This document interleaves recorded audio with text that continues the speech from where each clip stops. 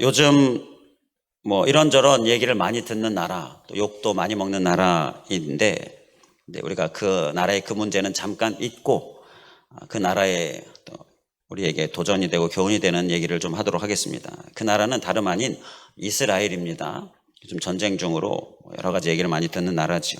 그리고 이스라엘의 유대인들, 이 유대인들에 대한 이야기인데요. 그 유대인들이 오늘날 세계적으로 아주 중요하고 큰 영향력을 끼치고 있잖아요. 작고 인구도 많지 않지만 세계적으로 많은 영향력을 끼치고 있어요. 그런데 그렇게 될 수 있었던 이유를 그 유대인들을 오래도록 연구한 저명한 어느 박사님이 이렇게 이야기합니다. 첫째는 그들에게 안보의식이 강하다. 나라를 지키고자 하는 안보의식이 강하다. 둘째는 그 민족이 단결심이 강하다. 이렇게 첫째 안보의식, 둘째 단결심, 이러한 평가를 하고요. 연구 결과를 보고하고. 그런데 둘째만 있는 것이 아니라 셋째, 그들은 하나님을 경외하는 경외심이 강하다. 이렇게 세 가지 이유를 이야기합니다. 이 글을 읽으면서 제가 좀 생각을 해봤는데요. 안보의식이 강하다? 이건 그렇게 안보의식이 강한 나라 많이 있죠. 단결심이 강하다?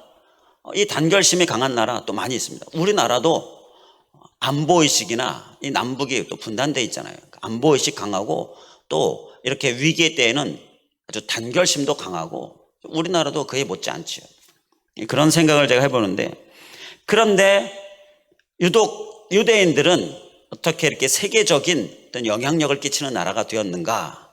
그건 바로 세 번째, 하나님을 경외하는 경외심이 강하다. 이건 다른 나라, 또 우리나라 거기에 해당이 되지 않는 거예요. 그래서 안보의식 강하고 단결심 강하고 그런 나라들은 많아요. 그런데 그런 나라들이 어떤 세계적인 영향을 끼치지 못하는 이유는 바로 이 세 번째가 없기 때문이다. 곧 우리나라도 마찬가지이지만 하나님을 경외하는 그 경외심의 강한 경외심이 없다. 그렇게 생각을 해볼 수가 있었습니다. 그래서 우리에게 이 하나님을 경외하는 이 경외심, 강한 경외심이 우리에게 정말 필요하겠구나. 그리고 우리나라도 세계적으로 큰 영향력을 끼치려면 하나님을 향한 강한 경외심을 소유해야 되겠구나. 그러한 생각을 하게 되었습니다. 오늘은 이 하나님을 경외하는 경외심, 그 경외심이 더 강한 경외심이 될 수 있도록 하나님께서 우리에게 말씀을 주십니다. 우리에게 하나님을 향한 경외심, 그 정도 한번 우리가 생각해 보면서 더 강한 경외심으로 하나님을 향할 수 있기를 주님의 이름으로 간절히 축원을 드립니다. 오늘 이스라엘 백성들이요, 이제 하나님께서 기적을 베푸셔서 요단강을 건너갔습니다. 우리가 여호수아 말씀 강해로 쭉 이어가고 있으면서 이제 요단강 앞에 머물러 있다가 요단강을 건너고 이제 완전히 다 건너고 다 마치고 우리가 이 말씀 과정을 쭉 살펴봤지요. 이제 다 건넜습니다. 하나님께서 건너게 하셨습니다. 우리 본문 23절에도 보면 하나님께서 요단강을 갈라지게 하셨어요. 그리고 이제 홍해도 이전에 갈라지게 하셨다. 23절에 말씀하는데요. 이러한 하나님의 역사가 오늘 말씀에 소개되고 있는데, 그런데 우리가 살펴보고자 하는 것은 그 이유가 무엇이냐라는 것입니다. 그 이유가 무엇이냐? 이렇게 홍해를 가르고 건너게 하시고 또 요단강을 가르게 하시고 그래서 건너게 하시고 그 이유가 무엇입니까? 오늘 본문에 있습니다. 24절 마지막 절에 이는 그 이유는 이라고 이렇게 시작을 하죠. 그 이유가 뭡니까? 땅의 모든 백성에게 여호와의 손이 강하신 것을 알게 하며 너희가 너희 하나님 여호와를 항상 경외하게 하려 하심이라. 땅의 모든 백성이 하나님의 손이 얼마나 강한가 알게 하는 거예요. 이스라엘 백성은 하나님의 강하신 손 알게 하면서, 그러면서 결국 하나님의 이유, 목적은 하나님을 경외하게 하기 위하여서, 하나님을 경외하는 민족 되게 하기 원하셔서 이렇게 큰 역사와 기적을 행하신다라는 것입니다. 우리에게 경외를 말씀하셔요. 강한 경외심을 말씀하셔요. 그것은 바로 복을 주시기 원하셔서 우리에게 경외해라 라고 말씀하시는 거예요. 이스라엘 백성들이 그러한 강한 영향력, 세계적인 영향력을 끼칠 수 있는 이러한 복을 받은 것, 하나님을 경외하는 특히 강한 경외심, 바로 그 이유 때문이다라는 거지요.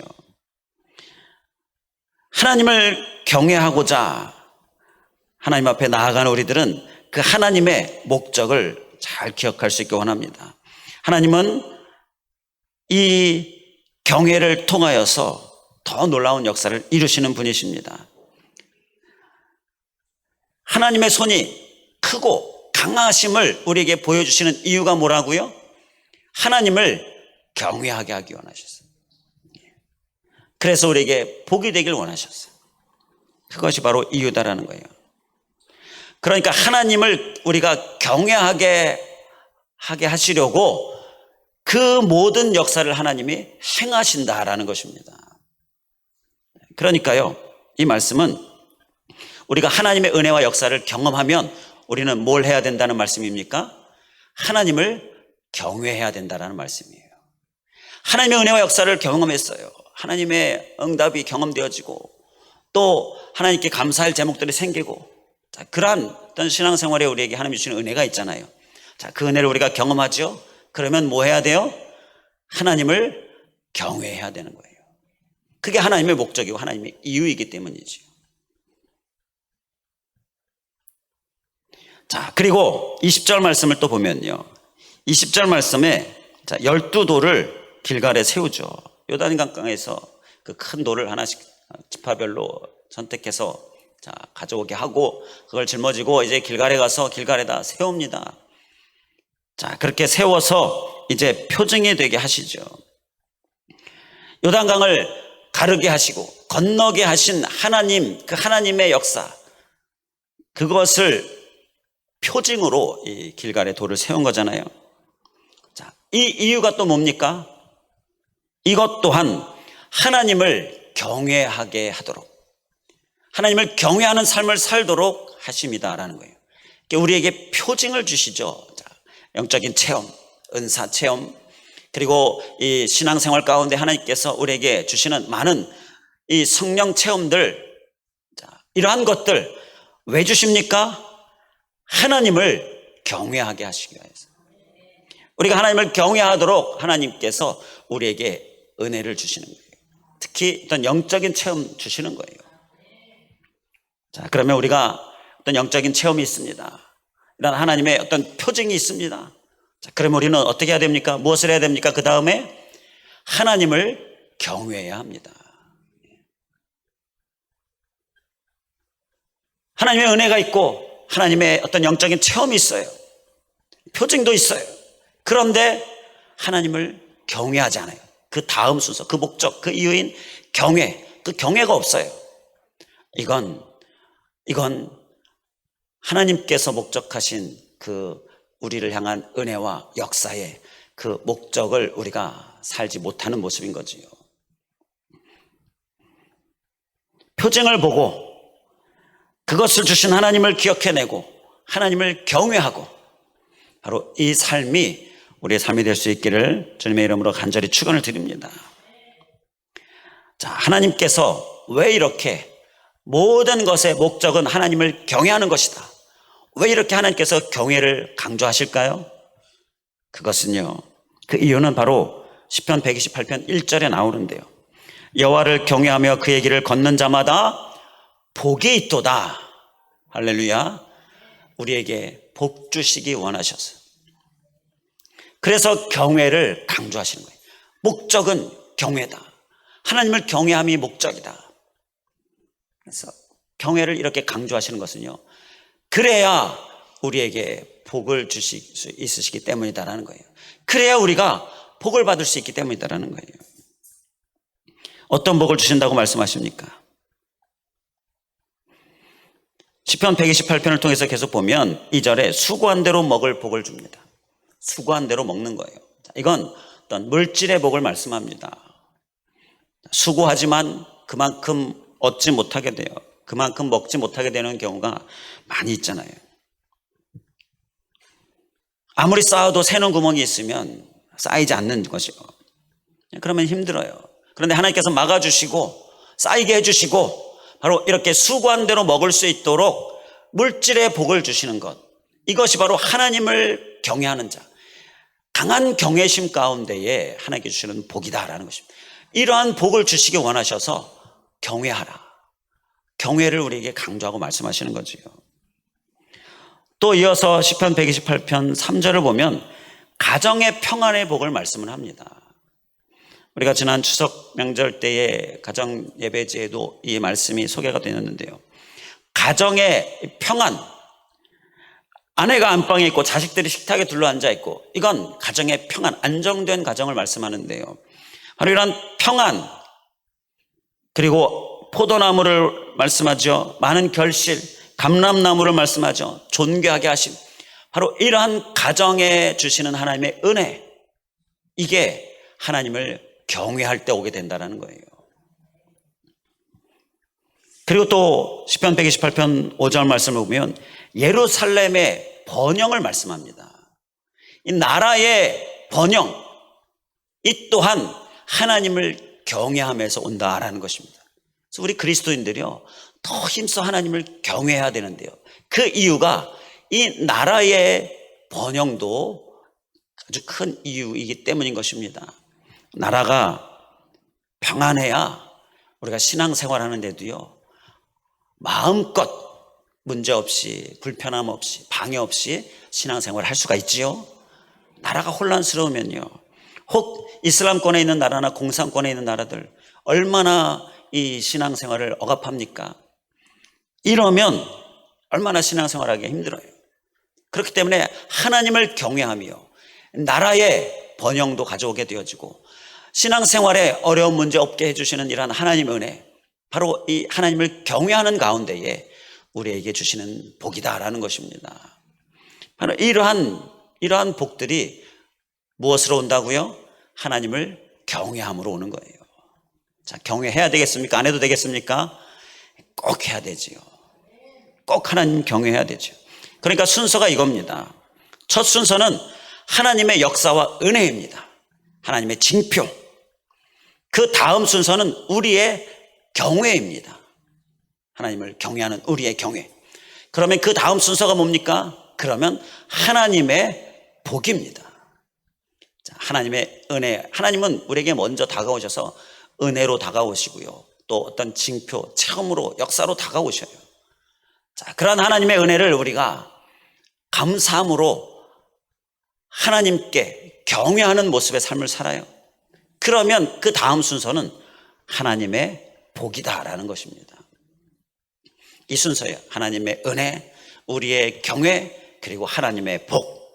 자, 이 순서를 굳이 이렇게 따져 이야기 말씀드리는 것은요, 중간에 하나님을 경외하는 우리의 경외가 없으면 다음으로 이어지는 하나님의 복도 보장받을 수 없다라는 것입니다.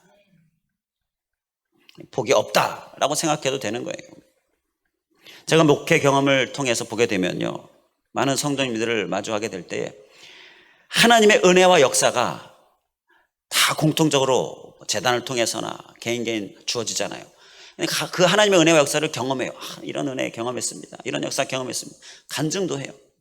그런 성도님들을 많이 보는데, 그런데 그 하나님의 은혜와 역사를 경험한 성도님들이요, 다 하나님이 주시는 복을 받느냐? 그렇지는 않는 것을 보게 됩니다. 하나님의 그 섭리 가운데, 그 오묘한 섭리 가운데 그 오묘한 섭리를 어떻게 다 알 수 있겠습니까마는, 자, 복으로 이어지는 경우와 복으로 이어지지 않는 경우를 좀 보면 대략적으로, 평균적으로 하나님을 경외하는가 아니면 하나님을 경외하지 않는가, 또는 하나님을 경외하기는 하는데 강한 경외심이 있는가, 아니면 그냥 대충, 바로 이러한 차이로 인해서 복으로 이어지고 복으로 이어지지 않고, 그러한 경우를 일반적으로 보게 됩니다. 그래서 중간에 이 경외, 하나님을 경외하는 모습, 이게 우리에게 정말 꼭 있어야 한다라는 것입니다. 하나님은 항상 우리에게 먼저 다가오시잖아요. 은혜와 역사로 다가오시잖아요. 그리고 그 은혜와 역사를 우리가 또 경험하게 되지요. 자, 그러면 반드시 우리는 그 다음 순서가 뭡니까? 하나님 경외입니다. 꼭 하나님을 경외하는 삶 우리가 잘 살아낼 수 있기를 다시 한번 주님의 이름으로 간절히 축원을 드립니다. 자, 그렇게 하나님을 경외하는 삶을 살기 위하여서 이 경외, 오늘은 이 경외를 꼭 기억하시면서 그러면 구체적으로 하나님을 경외하는 삶이 어떤 삶인가? 오늘 또 이 경외를 우리의 삶의 현장에서 적용할 수 있길 간절히 원합니다. 그 경외의 삶을 아주 잘 산 사람을 한 사람을 소개해 드리고자 하는데요. 그 사람은 바로 노아입니다. 방주를 만든 노아 잘 아시죠? 홍수 심판 때에 방주를 하나님께서 만들게 하셔가지고 그 방주를 통하여서 노아 가족들이 살고 이 땅에 있는 많은 생물들이 살죠. 자, 바로 이 방주 사건의 노아, 이 노아가 하나님을 경외한 성경의 인물 중에 대표적인 인물입니다. 그걸 히브리서 11장 믿음장에서 찾아볼 수가 있는데요. 히브리서 11장에 믿음의 선조들이 많이 나옵니다. 뭐 노아뿐만 아니라 믿음의 선조들이 많이 나와요. 자, 그런데 그 11장 전체를 제가 살펴보니까 이 경외했다라는 말씀은 노아 한 사람에게만 나오더라고요. 그래서 그 노아를 우리가 좀 살펴보는데요.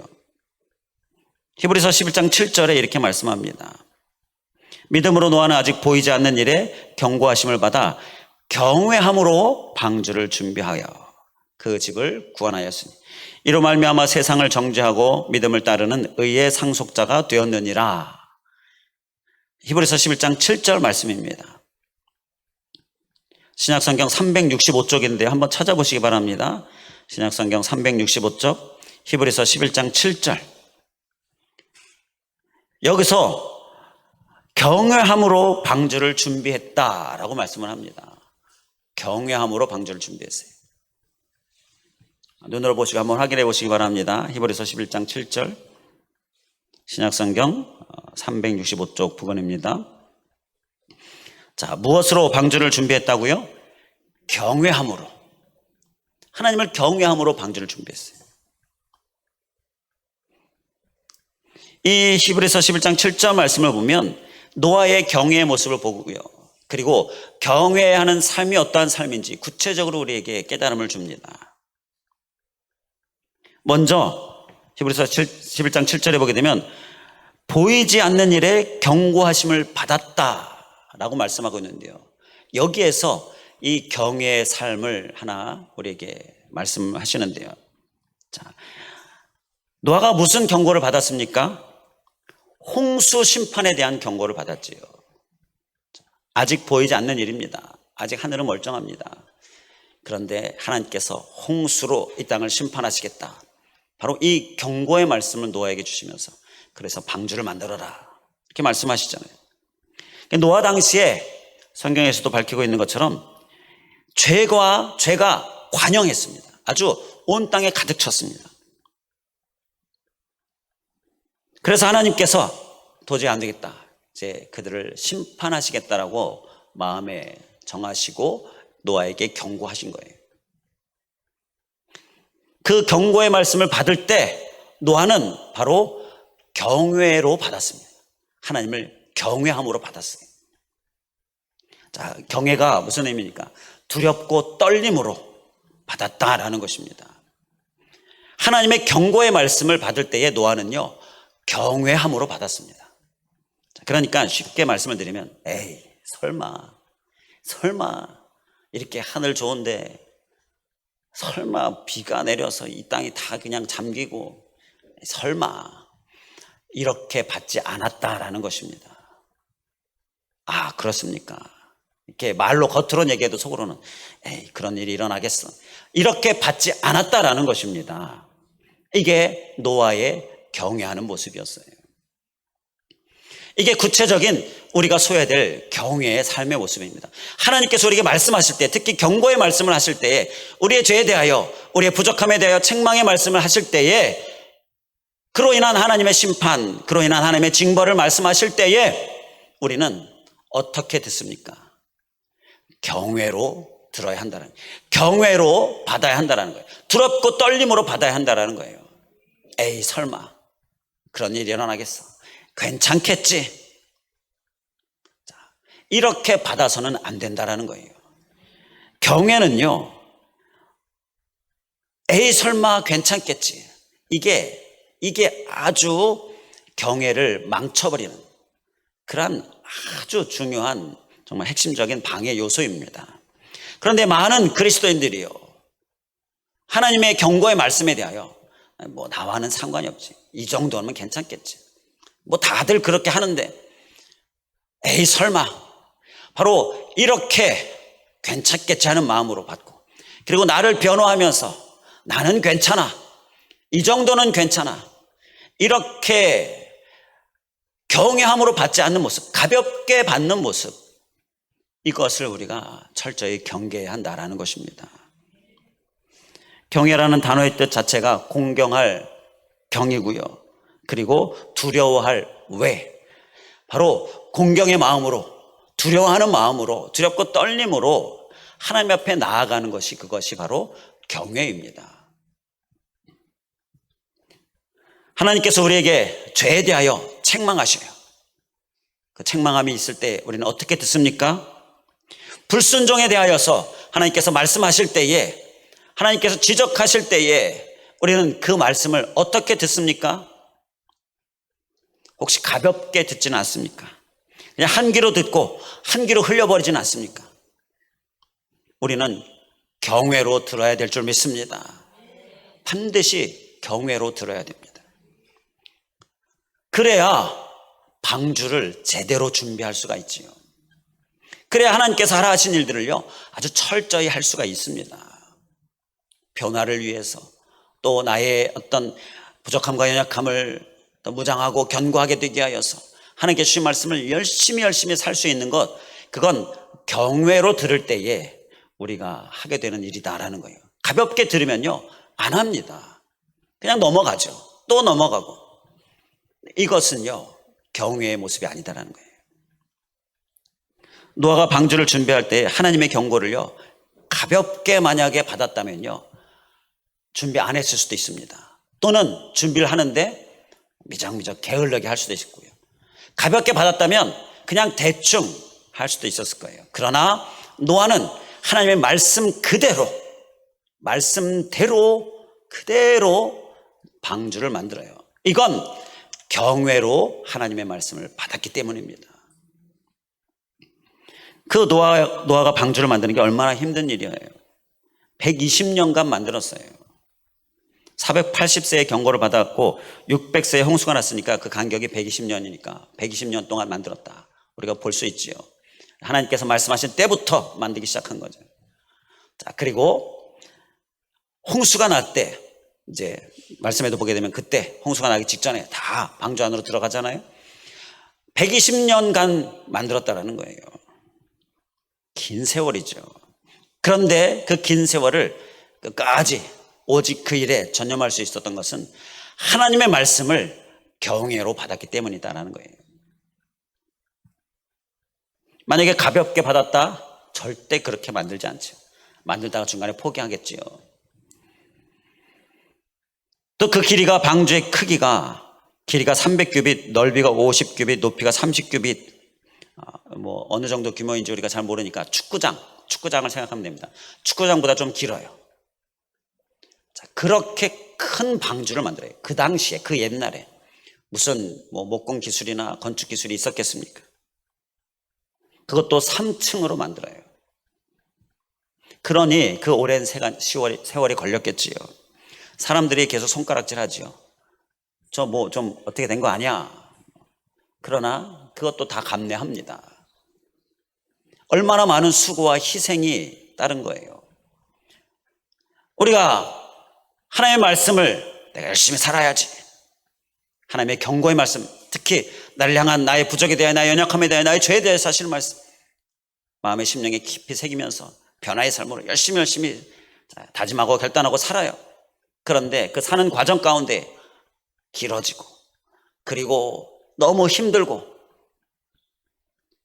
하나님이 주신 비전이 너무너무 크고, 그 길이 너무 길게 느껴지고, 그 길을 가는 가운데에 세상에 많은 손가락질과 이러한 여러 가지 비난 조롱의 모습들에 이르기까지, 자, 이러한 것들을 감내하기가 쉬운 일이 아니다라는 거죠. 그런데 감내할 수 있습니다. 하나님의 말씀을 경외함으로 받으면 감내할 수 있게 된다라는 거예요.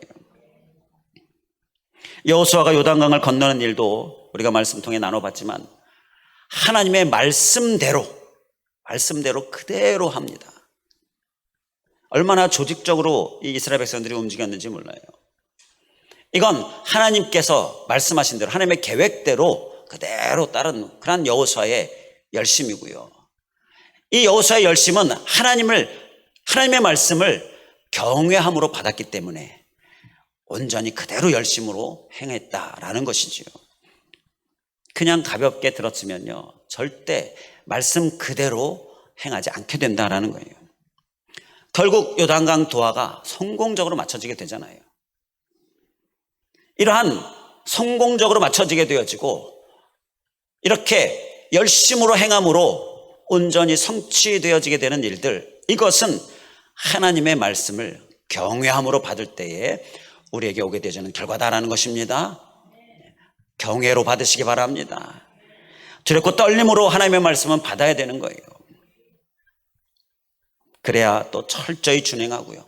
그러면 그 강한 경외심으로 그 강한 만큼 큰 복이 우리에게 이어지게 되는 것입니다. 또 구체적으로 경외의 삶이 어떠한 삶이 있습니까? 히브리서 11장 7절 다시 보면 의의 상속자가 되었느니라 라고 말씀합니다. 노아는요, 경외함으로 방주를 만들어서요, 의의 상속자가 되었어요. 이 의의 상속자가 되었다라는 말씀은 무엇이냐? 노아는 불의한 세상 가운데에서 의롭게 살았다라는 것입니다. 그 당시에 불의함, 아주 죄가 관영한, 가득 찼던 때였어요. 그때 노아는 의롭게 살았어요. 자, 노아에게 방주를 지으라 하나님께서 찾아오셔서 사명을 주셨을 때 그 이후로 노아는 경외함으로 받고 방주를 짓기 시작했지요. 그 사명을 감당하는 내내 노아는 더 의로워지고 더 의로움으로 더욱더 견고해질 수 있었습니다. 당시 사회는 도덕적으로, 윤리적으로, 문화적으로, 종교적으로 아주 광범위하게 타락되어져 있었어요. 의로움이라고는요, 찾아볼 수가 없는 거예요. 창세기 6장 11절에 그때 온 땅이 하나님 앞에 부패하여 포악함이 땅에 가득한지라. 이 말씀을 현대어 성경은 무법천지였다, 자, 이렇게 쓰고 있습니다. 이때에 이 노아는 의로움을 힘써 행했다라는 거죠. 현대어 성경은 이 의의 상속자가 되었느니라는 말씀을요, 이렇게 씁니다. 하나님을 믿는 노아의 신앙은 그 당시 거역만을 일삼던 사람들의 죄나 불신앙과 비교할 때 너무나도 대조적이었다. 너무나도 대조적인 삶을 살았다. 완전히 반대의 삶을 살았다. 노아는 이렇게 세상의 죄나 불신앙과 대조적으로 살았다는 거예요. 여기서 경외의 삶 또 한 가지는요, 우리도 이 땅 가운데서 사는 우리도 대조적으로 사는 모습이 있어야 한다는 거예요. 그러니까 세상이요, 악한 어두운 영이 이 땅을 공중권세 잡은 자, 하나님의 허락하에 공중권세 잡은 자 되어서 이 땅을 막 악으로 죄로 그렇게 계속 끌고 가는데, 그런데 이 세상 가운데서 사는 우리 그리스도인들이 하나님을 경외하는 삶을 살려면요, 대조적으로 살아야 되는 거예요. 그러니까 방향이 다르다라는 것입니다. 세상과 같은 방향으로 가는 것이 아니라 하나님을 방향 삼고 가야 한다라는 것입니다. 이게 경외하는 삶의 모습이다라는 거예요. 우리는 하나님의 말씀을 경외로 받고 이 세상 가운데 살 때에 방향을 하나님 방향으로 잡아 하나님 방향으로 사는 삶, 이 삶을 우리가 힘써 살아낼 수 있길 간절히 원합니다. 그게 경외의 삶이고, 그러한 자를 하나님께서 복으로 큰 복으로 우리에게 이끄신다라는 거예요. 노아는 하나님을 경외했기 때문에 그래서 죄를 멀리할 수 있었습니다. 경외심은 이렇게 구별된 삶을 살게 합니다. 자, 우리가 죄 가운데에, 죄의 생각 가운데에, 우리가 실제로 범죄하는 가운데에 처하게 되면요, 우리는 하나님을 바라보면서 두려운 마음, 떨리는 마음, 그 마음이 우리에게 일어납니까? 그 마음이 바로 하나님을 경외하는 마음이에요. 구별된 삶을 잘 살아내지 못해요. 죄, 그냥 아무 생각 없어요. 그리고 범죄해요. 그러나 하나님 앞에 회개함이 없고 계속 반복되어지고, 이러한 모습들에 필요한 것은 바로 경외심이 필요한 것입니다. 우리는 이 하나님을 향한 두려움, 경외심이 너무 없어서 구별된 삶을 제대로 살지 않고 있는 모습, 그러한 모습이 우리에게 있지 않습니까? 오히려 하나님보다 세상을 두려워하고 사람을 두려워하고 있지 않습니까? 두려워해야 할 존재는 하나님이잖아요. 누가복음 12장 5절에도 마땅히 두려워할 자를 내가 너에게 보이리니 그를 두려워하라 라고 말씀을 하죠. 하나님을 경외하십니까? 그렇다면 어찌 죄와 벗하며 살고 있습니까? 어찌 불순종하며 살고 있습니까? 이러한 도전적인 질문에 우리는 하나님을 경외하는 삶을 온전히 사는 모습, 하나님을 경외한다라고 하지만 강한 경외심이 부족하다면 강한 경외심을 소유하는 모습, 그래서 하나님을 온전히 방향 삼아서 이 세상 방향을 따라가는 것이 아니라 하나님 방향 삼아서 대조적으로 사는 모습처럼, 이런 노아의 모습처럼 우리가 하나님을 경외하는 삶으로 다 승리하는 모습, 우리의 모습 될 수 있기를 주님의 이름으로 간절히 축원을 드립니다. 기도하겠습니다. 할렐루야. 감사하신 하나님, 오늘 경외하게 하려 하심이라. 하나님 행하시는 이 모든 일들, 이스라엘 백성들에게 요단강을 건너게 하시고 그를 위하여 기적을 베푸시고 또 표징의 돌도 말씀하시면서 표징도 주시는 이러한 모든 것들, 이러한 하나님의 은혜와 체험과 이 모든 것들이 다 하나님을 경외하기 원하셔서 하나님을 경외하게 하려 하심이라는 이 말씀을 우리가 심령에 깊이 새기면서 이 경외, 오늘의 말씀의 주제인 이 경외, 이 경외심, 특히 강한 경외심, 우리가 꼭 소유하고 꼭 잊지 않고 꼭 살아내는 모습, 우리의 모습 되게 하여 주시옵소서. 그 우리의 경외가 있어야 그 다음 하나님의 복이 있음을 우리가 기억하면서 더욱더 힘써 하나님을 경외하는 모습, 하나님의 말씀을 받을 때, 특히 경고의 말씀을 받을 때에 경외로 받아서 가볍게 받지 않고 설마 괜찮겠지, 나는 잘하고 있어라는 이러한 여러 가지 경외를 방해하는 생각들을 철저히 경계하면서 하나님 앞에 경외로 말씀을 받고 이 세상을 살 때에 세상을 따라 방향 잡는 것이 아니라 하나님을 방향 삼아서 우리가 대조적인 삶을 사는 모습으로 경외의 삶을 사는 그러한 우리들 되게 하여 주시옵소서. 간절히 간구하오며 예수 그리스도의 이름으로 기도하옵나이다. 아멘.